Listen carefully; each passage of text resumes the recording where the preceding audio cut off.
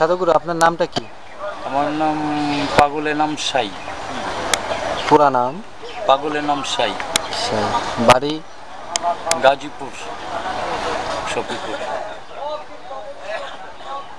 জেলা, ডিস্ট্রিক্ট? গাজীপুর। এটা কি ঢাকার ভিতর পড়ে? না, গাজীপুর জেলা, গ্রেটার ঢাকা। আচ্ছা, আপনার বয়স? 63। আপনার বয়স? 63।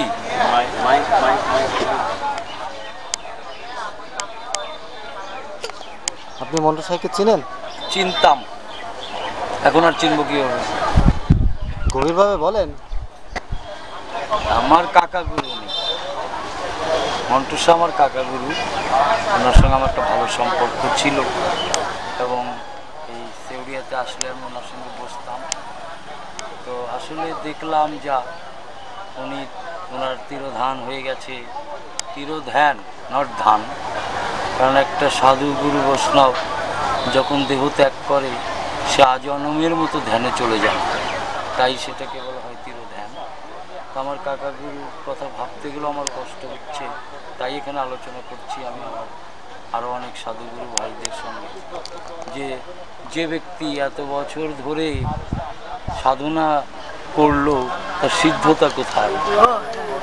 সাধনা করলো কিন্তু সিদ্ধতা কোথায়? আজকে এখানে একটা কবর বলেছি, একটু আগে বলেছি কবর। সাধুগুরু বৈষ্ণবের কবর হয় না, সাধুগুরু বৈষ্ণবের কবর হয় না, এটা হয়ে যায় মাজার। তাই আপনি এই কবরটা কোথায় হলে ভালো হতে? আসলে আমার মনে হয় যে পরিস্থিতি বর্তমান অবহেলিত, এখানে সে সারা জীবনের সকল সম্পদ নিগৃহীত হয়ে গেছে। তো এটা যদি একটা সুন্দর পরিবেশে, সুন্দর জায়গায় হয়, তাহলে আমরা এসে সেখানে বসতে পারবো, তাকে শ্রদ্ধা জ্ঞাপন করতে পারবো। আরও সাধুগুরু বৈষ্ণবরা এসে তাকে দেখলে হয়তো তারাও তার ধ্যানে চলে যেতে